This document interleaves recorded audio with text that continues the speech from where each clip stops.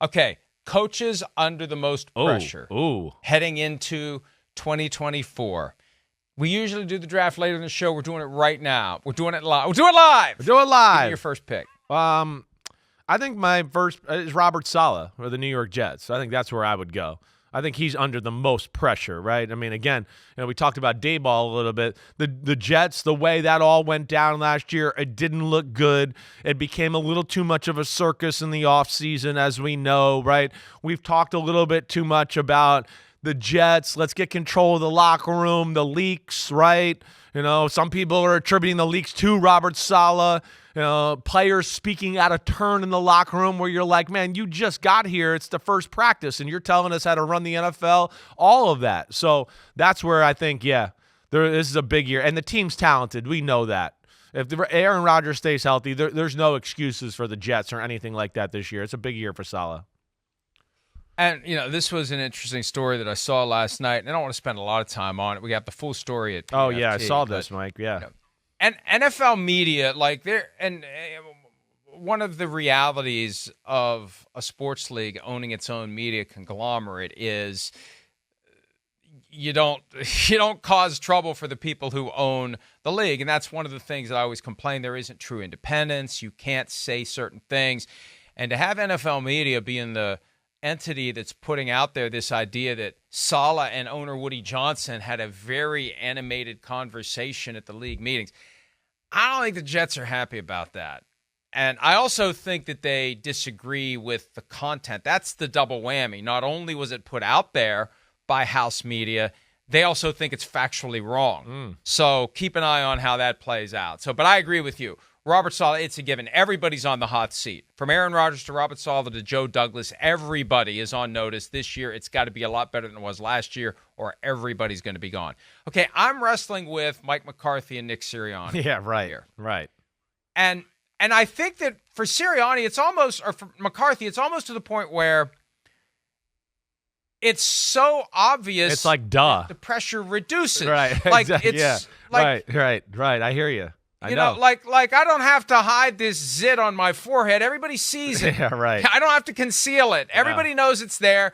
Now let's go about our business. So I'll go Sirianni because I don't think it's as widely accepted and known that he's kind of on the hot seat this year. We all know McCarthy is firmly there. Yeah, I don't disagree with you there. McCarthy would be my next pick, right?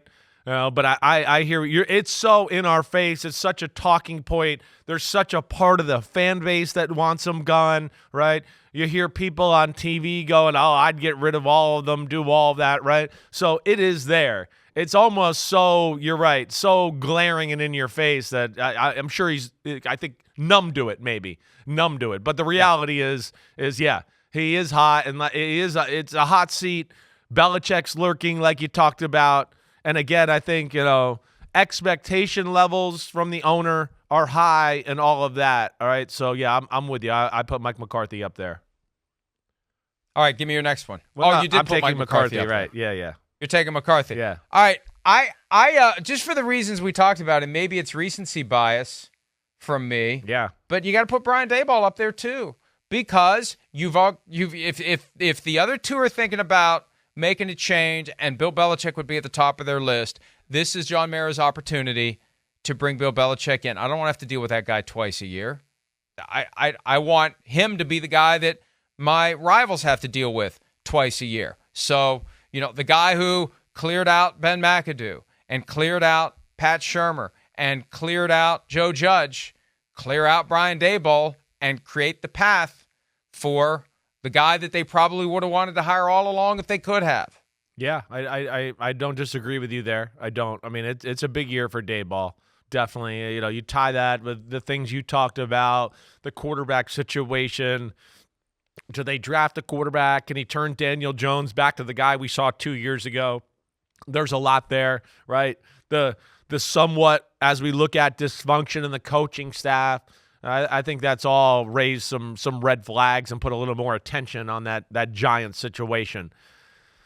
My third Hey, one. wouldn't it be something? Yeah. Hey, whoa. Right. To go back to what we were talking about with J.J. McCarthy, if they somehow get McCarthy, wouldn't it be something if Bill Belichick shows up and is coaching a Michigan quarterback again? It would be amazing, right? And McCarthy's, he got, like, in some ways looks like a Brady anyways. He's got like a same smile and face to me. I've honestly thought that when I met J.J. McCarthy. I was like, gosh, he reminds you of a young Tom Brady that way.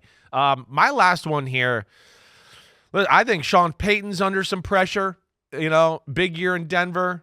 I think one that I'm going to go here is Dennis Allen, though. I think Dennis Allen's the one I'm going to look at here. It's 2 years. They haven't made the playoff either year. Last year, certainly were underwhelming in a lot of ways. The defense was not as good as we thought it would be. The offense has this firepower, and yet we're like, damn, they threw another 3-yard pass. Jeez, dink and dunk.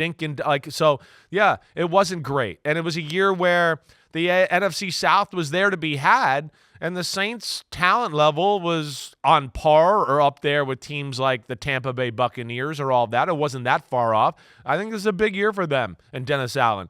I almost feel like if he doesn't get to the playoffs or do something like that, it's over. It's done. I have made my choices factoring in the reputation, propensity of ownership to make changes. So I didn't pick Sean McDermott, and I'm not going to pick Sean McDermott because I don't think that Terry Pegula is willing to make the change. I think Terry Pegula is content. Now watch, he'll get fired after this year. But I feel like there is an organizational comfort level and satisfaction with what McDermott does. It goes back to what McDermott said earlier this week. You can't judge success of the organization based upon winning a Super Bowl. We've been successful. And you wonder whether or not that's something that Terry Pegula has said to him and explaining why he's still with him. So, that took Buffalo off my radar screen. Doug Peterson's on my radar screen because Shad Khan has shown he's willing to throw a guy overboard if he thinks he can go get somebody better. So I think Peterson is in trouble this year. But I'm going to go back to Peyton and the Broncos for a couple of reasons. First of all, and most importantly, the Broncos are owned by the richest ownership group in the NFL. Yeah. It will mean nothing to them to buy out $60 million for Sean Payton's final 3 years if they decide they need to move on from Payton. They won't bat an eye on it. It's a write-off. It's nothing. Walmart makes that much in a day just on the interest on the money that they have in the bank. It's nothing to them.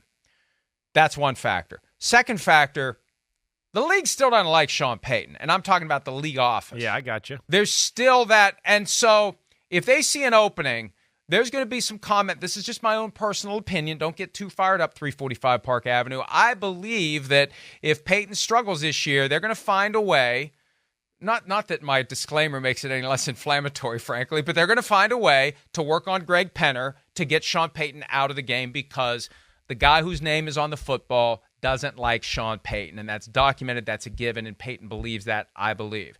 That's another factor. And just look, at some point, Russell Wilson all this situation, stuff you're doing, it's got to work. Yeah. And I assume that Peyton's the one who made the decision and recommended to Greg Penner, instead of taking $35.4 million in dead money this year, let's go ahead and take 53 because we'll still be fine this year. We can take the 53 this year, and we're going to be a lot better off next year. Let's take the big dead money charge this year, which I think is a mistake, because just because you have the extra cap space doesn't mean you have to use it. You don't have to use it. It's like the Cardinals last year, the way they did the DeAndre Hopkins thing. Yeah. They pushed all the cap money to next year. You don't have to use it. You have it. You don't have to use it. It's nice to have it around. So that confused me when they did it, and I just think that all those factors together, how Russell Wilson was handled, and we've already seen Penner fire a coach after 1 year. Now, he didn't hire him, but he still fired a coach after 1 year.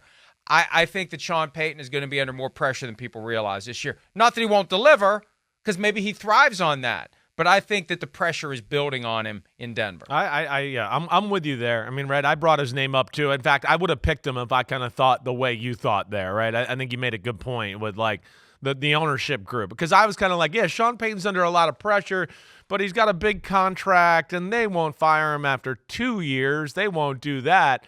But how you laid it out, and I didn't really think of it that way. You're right. It's an ownership group that will not bat an eye at the money owed at the head coach in this situation. So yeah, it is a big year. We're all going to be looking at it, and of course, when you pay a guy like Sean Payton and all that, teams expect quarterback play to be really good, offense to be exciting, team to turn around. Team was better last year. I mean, let's not forget that it definitely was.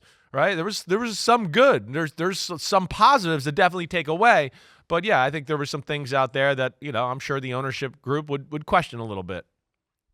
And I'm not exaggerating. They have literally made $60 million in the time that we have talked about whether or not Sean Payton is under pressure. Yeah. It is absolutely nothing to them to pay that money and move on. Hi, it's Mike Florio. Thanks for watching PFT on YouTube. Hit subscribe for the latest news and analysis from Pro Football Talk.